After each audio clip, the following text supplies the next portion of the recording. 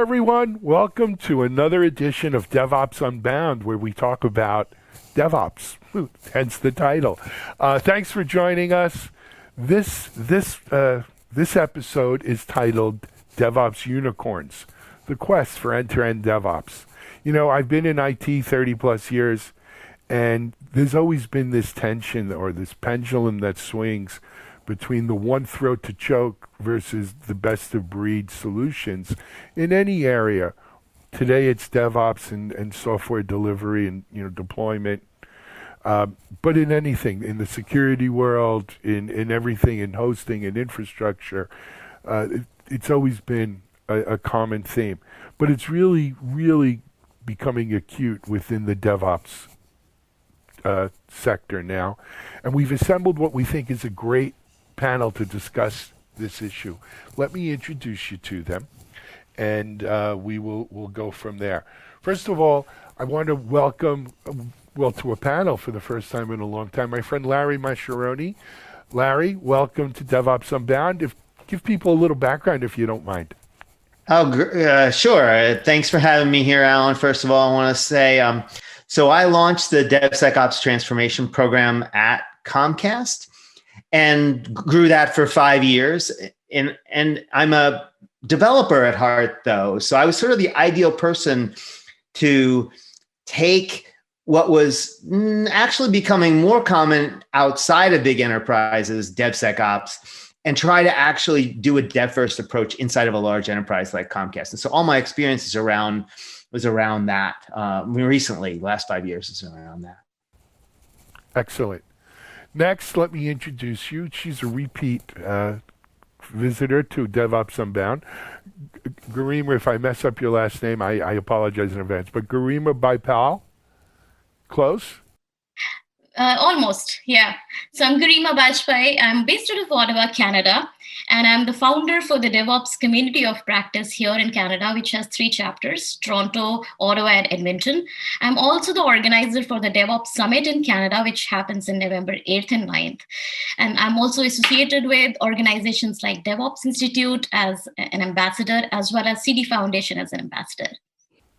Fantastic. And Garima, I apologize on your last name. My bad. I'm trying to read it, and the monitor's too far away from me without my glasses. But thank you for correcting me, and welcome. Next up, another good friend of mine, actually a business partner on Digital Anarchist, and though that's not his full-time gig these days, he's very busy with his Red Hat career. The one and only Bajpai, John Willis. John, welcome. Thank you, sir. Thank you, Alan. Hey, yeah, John Willis, Bajpai on Twitter. My current day job is in a team called Global Transformation Office at Red Hat. I'm sort of blessed to be on a team with Andrew Clay Schaefer, Kevin Baer, the co-author of the Phoenix Project, and Jay Bloom. Mike, just quickly, I've been in the industry for 40 plus years, 10 or 11 startups, 12 books, if somebody's counting. Probably the most notable is the co-author of DevOps Handbook. Also was involved in basically the starting and building of the original DevOps Days. Was the only American at the first DevOps Days. And then Damon Edwards and I created the first DevOps Days event in the USA. Yep. And that's only a partial list, John. Thanks for joining us today, man. And then I want to introduce, she's off camera right now, but hopefully when you're watching this, at least you get to see her picture. But she's having some video difficulties, but happy to have her on audio. My friend Ravyn Manuel. Ravyn, welcome. And if you wouldn't mind, give people a little background. Thank you, Alan. I do appreciate being on your show. It is awesome. It makes me laugh. I am the senior application developer for the National Museum of African American History and Culture. And I'm also the DevOps engineer for that particular unit. As a developer, I implement some of the hands-on interactives that you play with in the museum.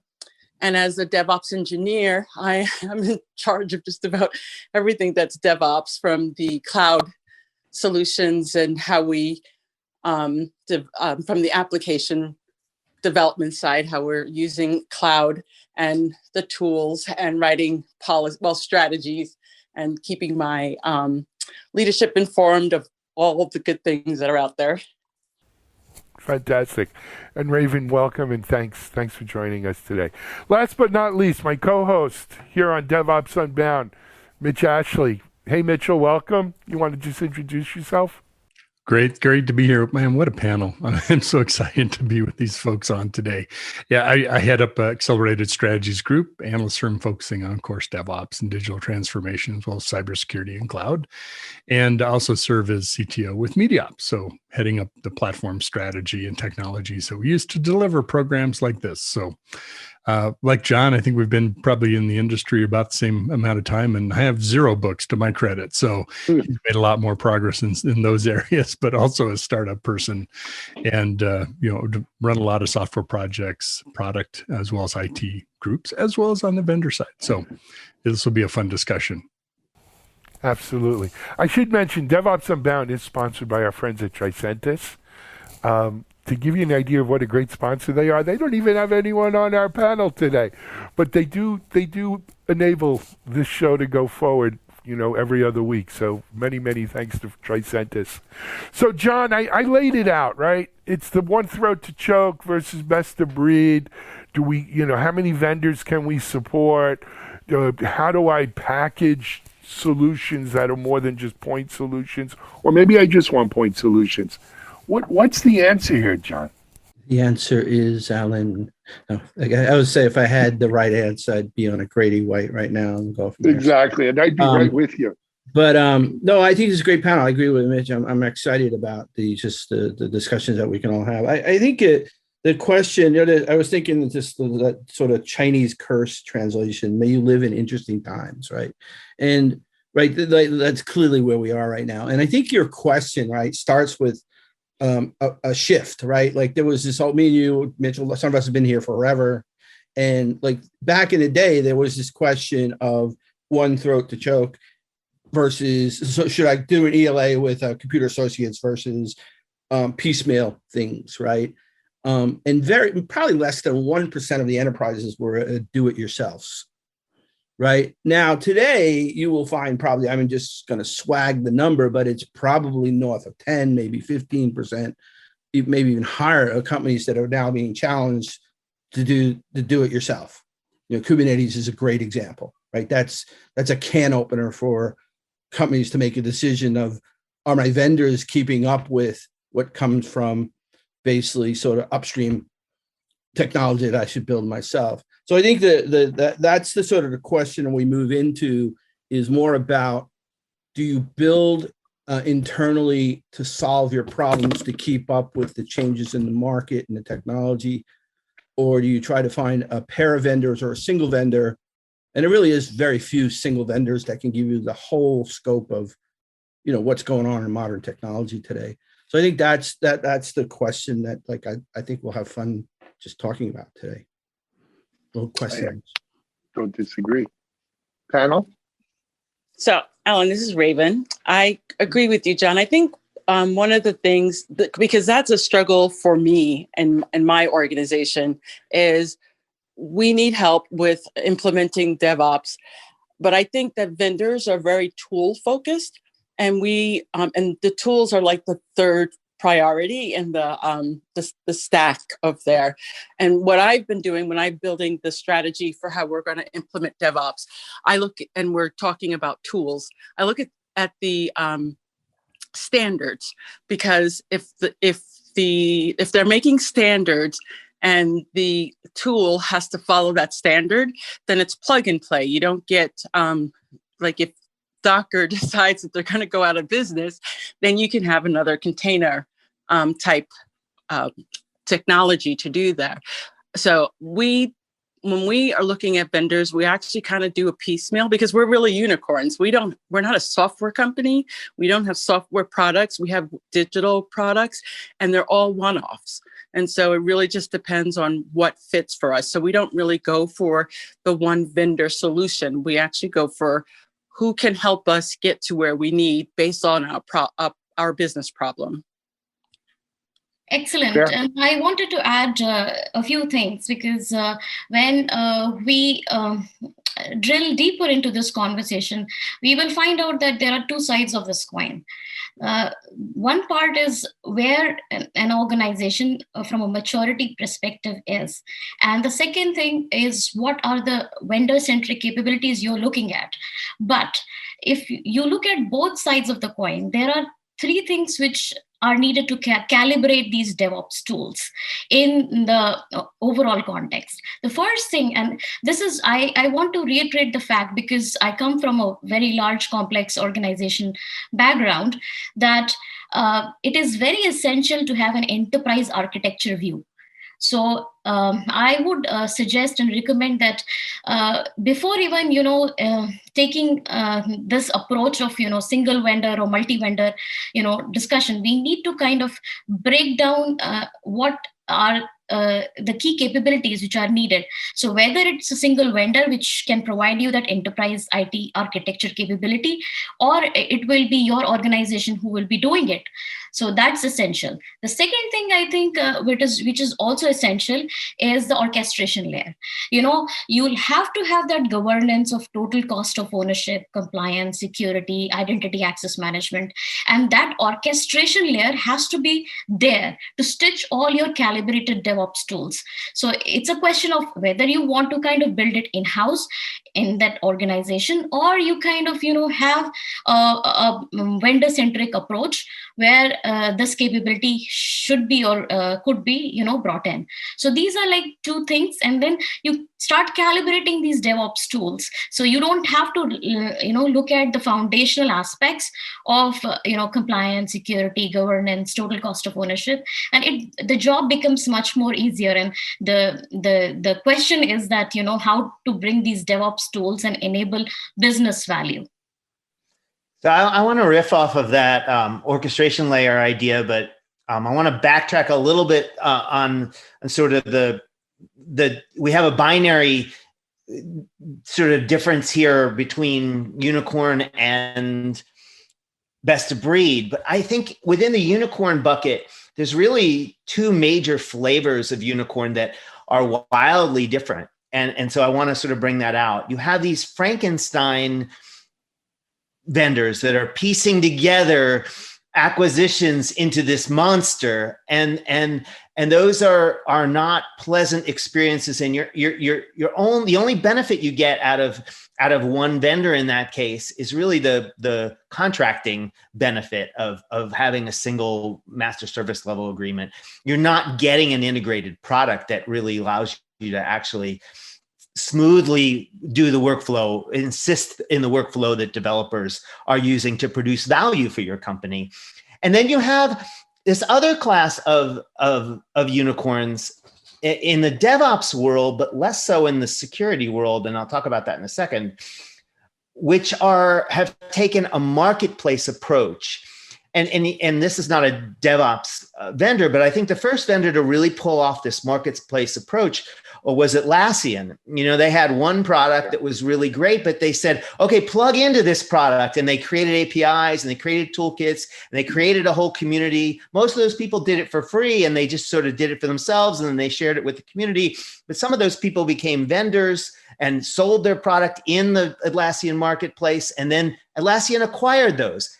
They were already pre-integrated with Atlassian's other offerings when they got acquired. And so their acquisition unicorn approach doesn't look like a Frankenstein's monster in the end, because they were built with the APIs of the vendor in place. And I think GitHub is definitely taking that marketplace approach and pulling it off really well, even into the security space. And so I think that kind of unicorn, and GitLab to a lesser degree, that kind of unicorn doesn't suffer from that Frankenstein monsters sort of problem. No one in the security space has really pulled off the marketplace approach yet, though. We have some Frankensteins and Frankenstein monsters over there, but we don't have a full sort of marketplace approach. And I'm waiting for somebody to do that. I think that's going to be the big win. I'd like to do a whole podcast on that, because that's all I've been thinking about right now is what is the end-to-end on security. But like, if I got into it now, it'd take up way too much time. So I did want to comment on some of the things. The first, Ravyn, I think the interesting thing about standards, I agree, right? The problem we have right now is figuring out which standards are actually going to last, are malleable, right? I mean, that's one of the things I've been really working hard on, is looking at like OSCAL versus OVAL versus SCAP versus, just NIST 800. I mean, there's just so many things that, and they all sort of have a little bit of different approach. So that I agree. The question we have to deal with now in these sort of, may you live in interesting times, is it's like picking sort of an early vendor. Like, I like this vendor technology, but are they going to be around? Are they going to get acquired by a company that I don't really want to do business with? I think the standards is just, it's such complicated. Just the other thing I wanted to say is, I think that for vendors, and I'm not, that's because I work for Red Hat, because I will say right now that the thing that, like, in the grand scheme of technology, if you're going to go all in a vendor, look around. I'm going to say this, I'd love to be corrected. And I'm not saying, Red Hat because I work at Red Hat. Anybody that knows me, I'm not a shrill for any vendor I've ever worked for, but it's VMware and Red Hat, right? They can keep up with, because you got to have, in this world, you have to have people on staff. Their full-time job are contributors to an open source project, and if you think about what's going on with like Kubernetes and clusters and serverless, you think of the two companies that are positioned really well at that sort of scale version to be able to keep up with the complexity and change of technology because they've put the resources in. There's a longer list that you could probably make after that, and I'm not including the cloud providers either, because that's a different story. Anyway, those are two comments I want to make on some of the things that people talked about. I just wanted to jump in. What's fascinating about this conversation is how diverse and complex it is, right? There are a lot of aspects to consider, whether it's an enterprise architecture like Garima's talking about, John's talking about, who are the vendors can pull it off. Larry is too, if you're talking about sort of this roll-up strategy, but a truly integrated strategy. I think another dimension to consider is every organization has a DNA about how they think and operate when it comes to vendors and software and tools. And while I'm not always an advocate of go with the flow, sometimes when you're thinking about how do we have something adopted, think about how the organization operates. If you are a kind of a large tool vendor, let's work with, Red Hat or VMware or Broadcom or whoever it might be. Think about that. That's oftentimes, save yourself some brain cells and live a little longer. There's also the innovation curve, and some of the best ways to ride the innovation curve is the open source route and the vendors that are built around that kind of a strategy. There's combinations of all those. So I guess the thing I would add to the consideration, the conversation here is, think about how you match up your strategy with the DNA of the organization so you can accomplish as much without killing as few brain cells as possible. And thank you, Mitch, for bringing up this point of DNA of an organization. I think that this is a powerful dialogue which we are having. I do believe that that the mindset is shifting, and even I see in large legacy enterprises that they have started to realize that this vendor-based approach is something which needs to shift, and they need to bring people as partners in this context, because when you think about DevOps, it's basically exploring new opportunities, breaking the barrier for your technology onboarding, the gaps, the alignment and outcome gaps you have created in the past. I think this is the opportunity where the organizations can shift and bring more access to innovation through these partners. So I truly believe that there are softer aspects of this conversation as well, which we need to kind of consider, that traditionally how contracts are modeled, how we look at these DevOps tools from a vendor perspective. How can we bring them as partners? What will need to change if we start doing that? It's not kind of done overnight, right? So we'll have to kind of set what kind of modeling practices we need to bring in. And this opens up another door of possibilities. And probably during this conversation, we will have some opportunity to discuss these SLA constraints which we have built in the organizations, which steer us to a specific vendor or steer us to like a specific vendor through which we can outsource a lot of capabilities and just choke the throat approach, right? So let's maybe the upcoming discussions, we also can bring these points and highlight. Ravyn, I know Smithsonian is sort of quasi-governmental, right? It's not true government, but Garima's point about SLAs and being able to only deal with, chosen vendors like that, it is a real governor on your ability to choose best of breed, on your ability to have choice in how you want to do things. Interested in your experiences around that. It's been difficult. I've been listening to this conversation and it just hit, I don't know why it just hit me, but the vendors, and I love Red Hat, so I'm not trying to talk Red Hat or anything, and OpenShift, but when you get a vendor that you have worked with and you trust, and Smithsonian, we use Red Hat a lot in our OCIO. Red Hat is doing OpenShift and Kubernetes, and they're driving their tools to these specific tools. And for me, as a unit within the Smithsonian, and I may not want to use OpenShift and I may not want to use Kubernetes, but I don't actually have a choice, right? Because that vendor is a great vendor and they've got great tools, but they have chosen for me what I'm going to be using.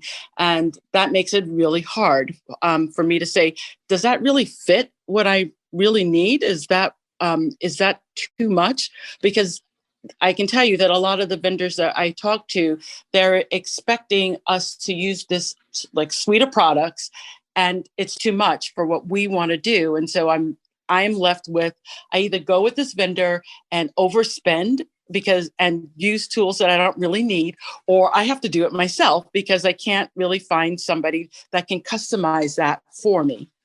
So it's a challenge.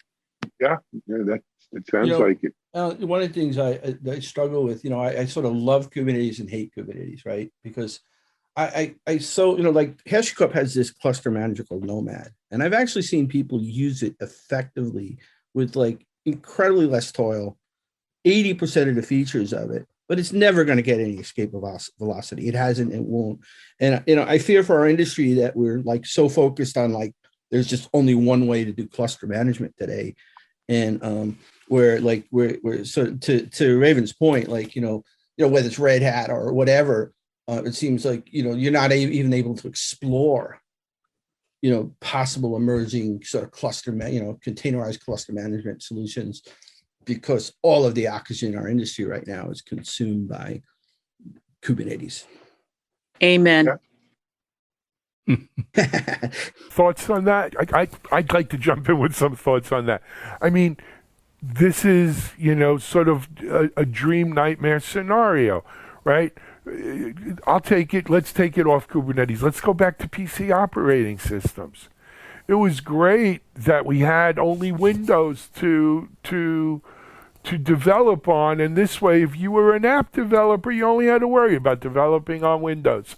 You had one operating system, you could make your app on it, and it worked, and you got 90% market share with it. What a fantastic thing for app developers.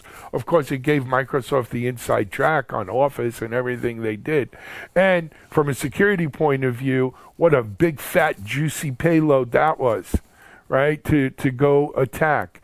So, then we started seeing, for as long as I'm in IT, this is going to be the year of the Linux desktop, right? How long have we heard that? That's, but, and then of course Mac, resurfaced. But this is, like we strive for some uniformity. We strive for Kubernetes to be the standard because it's open source and it's run by a foundation, and we want a standard. But then we chafe at, hey, we all can't fit into that same standard. We want to be our own unicorn, right? And that's really what we're talking about here today. If you go back to early, John, you sold a company to Docker before Kubernetes dominance, right? And there were several cluster management solutions vying. Right, there was Mesiosphere and Rancher had their Rest in own. peace. Yeah. You remember, yeah, rest in peace, exactly. So, this is the world to quote Hyman Roth in The Godfather Part 2, this is the world we chose to live in, right? We strive for these single kind of standards that one size fits all. And maybe that's a huge mistake. I don't know. Maybe it is a mistake. Larry, what do you think? Yeah, I do see that problem that John and you are sort of focused on here, that sometimes the de facto standard is not the best technical choice. You can go all the way back to Betamax versus VHS for those of you who are old enough to remember that, right? Sure. VHS won out, but Betamax was considered by everyone to be a superior technology. Why? So I think if you're going to take a best of breed approach, you're going to have to, when you have a true de facto standard like Kubernetes, you don't have to isolate yourself from it. But when you're making a bet on which one's going to win out, and John is really good at this. John talks about this all the time.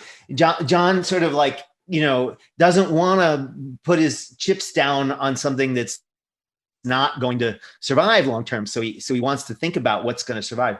So in order to hedge your bet there, I think you need this orchestration layer that was talked about earlier. You need to sort of isolate the tool vendor from the way it's consumed to a certain degree, so you can plug and play a little bit as time goes on. And this is what we did at Comcast. We built a layer between all of the tool vendors for security tools, because they don't have a good unicorn solution there. There is no good unicorn solution there anyway, even if I'd wanted to.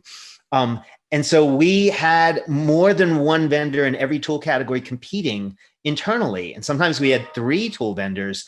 But from the developer's perspective, it was really easy for them to switch out from one to the other, and they got the same feedback channels. They got the same visualization. It aggregated and scored the same way across all these different vendors. I think that orchestration layer is really key when you have a best of breed approach. And I think you have to build it yourself. I don't think you can buy it today. I really don't think you can do that. So. I'll try to shut up quick. I just want to make a comment. I think there's 2 books that help us understand our world, right? One is Guns, Germs, Steel by Jared Diamond, which actually shows you why we get into these predicaments. If you haven't read it, it's a fabulous book. And then Start With Why by Simon Sinek is the sort of anti-pattern to that, right? Which, I would say, like, there's clusters, atomic compute things like sort of serverless or functions or containers will be around for 10, 15 years. Clusters of those things will be around for 10 years. So if you think in those terms, instead of thinking about Kubernetes and Docker already slowly dying, then you get that sort of start with why isolation against these sort of guns, germs, and steel trends. Right. And I also wanted to kind of bring another aspect to this, which is connected, but I think companies might start looking at it from a scaling perspective. When we talk about like a lot of tools and how to calibrate these tools in our DevOps pipeline. Of course, when you have a large organization, you'll have multiple product lines, and these product lines will choose to be flexible. So they need to have that flexibility to deploy their DevOps pipeline in the way they choose, right? And that's the whole power of DevOps, right? But I also feel that the conversation in this discussion is leading us to a point where we start looking at a technical oversight committee from a governance perspective, where we can stitch the dots. We can actually lay that common foundation which is required in order for people not to kind of reinvent the wheel over and over again. So I think that's the key here.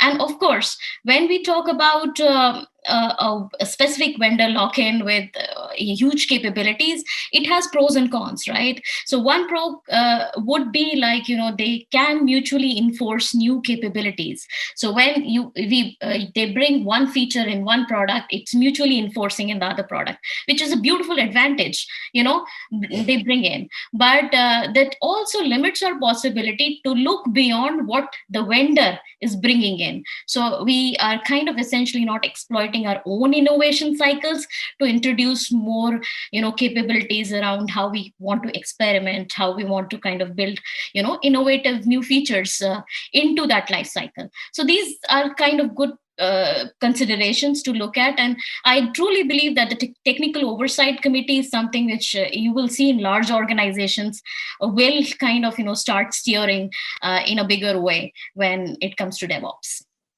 There's interesting too, when you think about different sizes of companies that are in the market for technologies.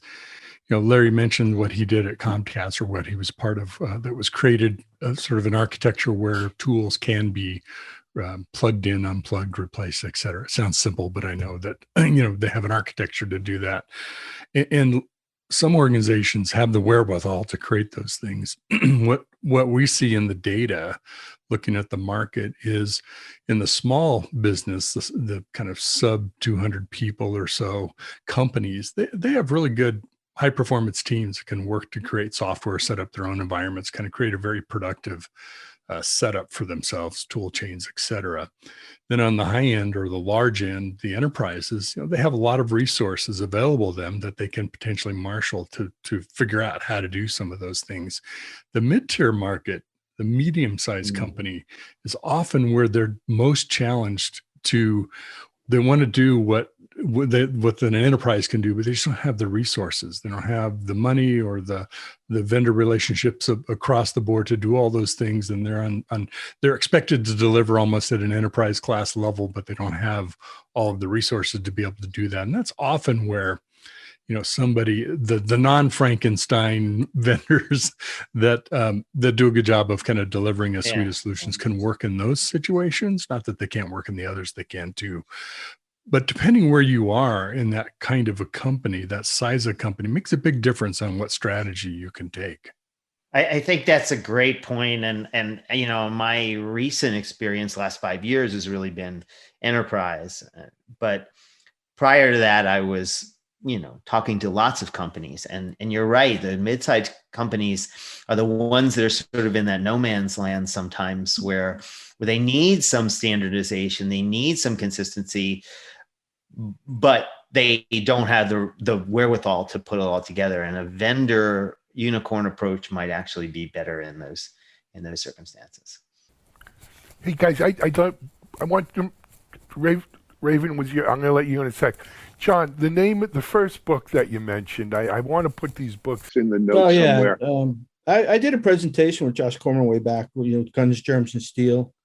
Anyway, it's an amazing book about how civilizations move from sort of, how they go from sort of agriculture or, and they move into these clusters. If you can see the forest behind the trees, you can see how we get into these, like Kubernetes is the only word we can use. Anyway, Jared Diamond, Guns, Germs, and Steel. It's incredible. So. All right, we'll try to get it in there.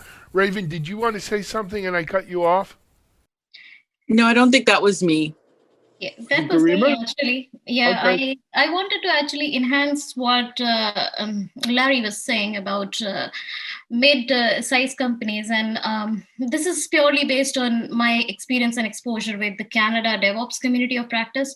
We are seeing more and more these mid-sized companies, not only the consulting companies, as well as the companies who want to build DevOps capability coming to the community of practice and starting to steer this discussion of evaluation and assessment of tools.